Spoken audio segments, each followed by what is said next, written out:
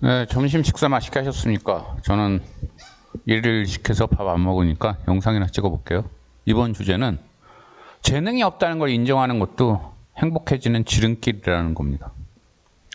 인간의 굴레라는 소설이 있어요. 옛날에 나온 건데 썸머셋 모음이라고 달과 6펜스 쓰고, 제가 보기에는 진정한 노벨상을 받을 만한 위대한 작가라고 생각되는데, 이상하게 이 썸머셋 모음은 노벨상을 못 받았어요. 한강 작가가 노벨상을 받을 정도라면 썸머셋 모음은 노벨상을 한 1000개는 받아야 될 정도로 저는 위대한 사람이라고 생각하는데, 여튼 이 사람이 쓴 인간의 굴레라는 소설 보면은 이제 자서전적 소설인데, 그 주인공이 한쪽 다리가 불편해요. 타고나면서부터 기형이에요. 그래서 그런 상태에서 어렸을 때 부모를 여의고, 부모 둘 다 여의고 친척 집에서 살아가면서 얘가 이제 성인이 되고 스스로 자아를 깨치는 이제 그런 소설인데, 얘가 이제 막 성인이 되고 자기를 키워준 그 친척의 뜻에 반해서 예술가가 되겠다고, 미술가가 되겠다고 프랑스로 유학을 떠나요. 프랑스 파리로. 그러니까 그 친척이 승질이 나가지고 더 이상 그러면은 너 내가 그 지원 안 해준다고, 생활비고 뭐고 다 끊었어요. 그래서 얘가 이제 그 돈도 별로 없이 그냥 프랑스 파리로 와서 그 미술대학에 등록을 하고 굉장히 가난한 생활을 해요. 이제 친척이 도와주질 않으니까 더 이상. 근데 열심히 이제 미술가로서, 화가로서 성공하려고 노력을 해도 자기가 재능이 있는지 없는지를 모르겠는 거예요, 이 주인공이. 그래서 어느 날 자기 이제 그 조그만 하숙집에 자기가 그동안 그린 그림 중에 제일 좋은 거 몇 개를 잘 전시를 해놓고, 그 미술대학, 자기가 다니는 미술대학 그 선생을 초빙을 했어요. 그래서 자기가 재능이 있는지를 좀 봐달라고. 선생이 이렇게 왔어요. 나이가 많은 이제 그 선생이 와가지고 이러고 보더니 딴 얘기 안 해요. 그래서 얘한테 이제 그러는 거예요, 주인공한테. 자기가 젊었을 때, 그 미술대학 선생이 젊었을 때 만약 누군가가 자신에게 당신은 화가로서는 재능이 없다, 이 말을 자기에게 해줘서 자기가 다른 길을 갈 수 있었으면 얼마나 행복했을까 하는 생각을 요즘 가끔 한대요. 그리고 그냥 그 말만 남기고 가버렸어요.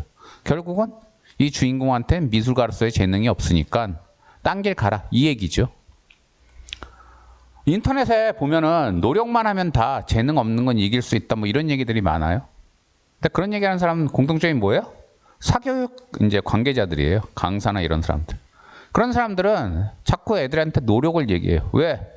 노력을 하게끔 해서 애들이 학원에 오게 하고 사교육을 받게 해야 본인들의 돈벌이가 좋아지니까. 근데 저 같은 경우는 그런 거 전혀 없죠. 냉정히 나이 먹고 생각해 보니까 재능이 없는 사람들이 더 많아요, 재능 있는 사람보다는. 하늘은 아무한테나 재능을 안 줘요. 특히 예술 분야 이런 쪽에서는.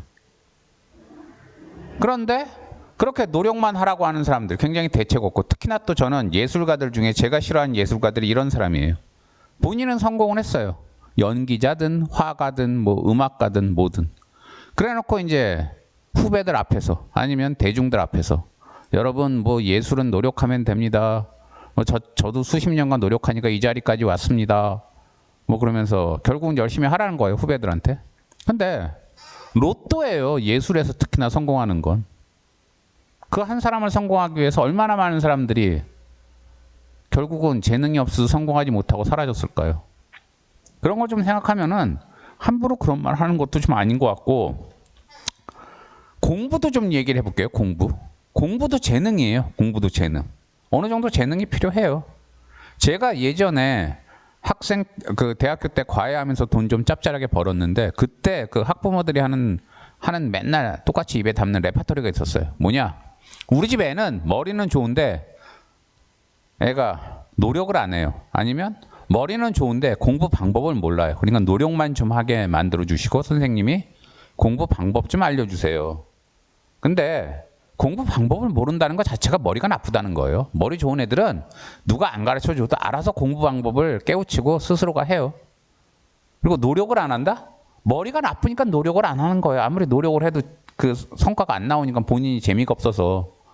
재능이 있으면은요, 좀만 노력하면 성과가 나오고, 그럼 재미가 있어서 하지 말려도 자꾸 하게 돼 있어요. 제가 아는 사람 2명이 있는데 좀 나이가 많아요. 둘 다 사법시험을 오래 했어요. 지금은 사법시험 없어졌지만. 그러다가 둘 다 오랫동안 못 붙었어요. 10년 넘게 하다가. 그래서 한 명은 결국은 사실적으로는 자기가 재능이 없구나. 능력이 부족하구나. 그걸 깨닫고 접고 노무사로 돌렸어요. 본인 딴은 자존심이 되게 좀 상했겠죠. 사법시험보다야 노무사 시험이 좀 더 하위 레벨이니까. 그래도 노무사는 됐어요. 그런 다음에 또 기뻐하더라고요. 자기는 노무사도 되게 힘들 줄 알았대요. 특히나 인사관리 같은 게 어려워서. 그래서 붙고 나더니 굉장히 기분 좋다고 마이너스 통장에서 술값으로만 한 돈천 쓰더라고요. 그랬더니 어쨌든 노무사 자격증 가지고 지금도 잘 먹고 잘 살아요. 결혼하고.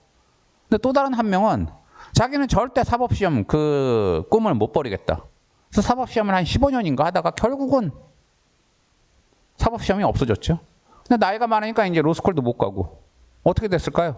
사라졌어요, 그냥. 사라졌어요. 어디서 뭐 일용직 했다는 얘기, 일용직 한다는 얘기를 잠깐 들었는데 사라졌어요, 그냥.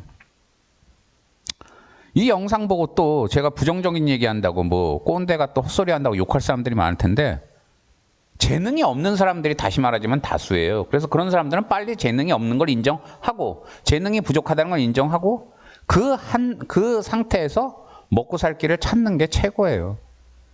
저 같은 경우에 개업을 빨리 했었어야 되는데 지금 생각하면 할수록 후회가 되는데 저는 재능이 없는데 소설가 된다고 한 10년 가까이 날렸어요. 노무사 붙고 나서도.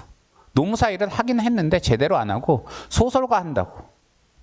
근데 10년의 시간이 지나와서 제가 깨달은 건 딱 하나예요. 아, 난 소설가로서의 재능은 없구나. 나의 문장력은 한계가 있구나. 끌고 나갈 힘이 없구나. 짧고 그냥 별 의미 없는 글만 나는 잘 쓰는구나. 그걸 10년 지나고 깨달아서 이제 제대로 개업을 한 거예요, 제가. 10년 전에 제가 만약 그걸 깨닫고 인정하고 개업을 했었으면 지금은 벌써 자리 잡았겠죠, 지금은. 좀 인정하기 싫더라도요. 인정할 거 인정하고 본인이 재능이 없고 본인이 부족한 걸 인정하고 신이 허락한 길이 또 있을 거예요. 다른 길 쪽으로. 그래서 그 길을 찾아갈 때 우리 인간은 행복해지는 것 같아서 또 이 영상에도 악플 다실 분들이 많겠지만 영상 찍어 봤습니다. 그럼 다들 행복해지시길 바라면서 영상 마치겠습니다. 감사합니다.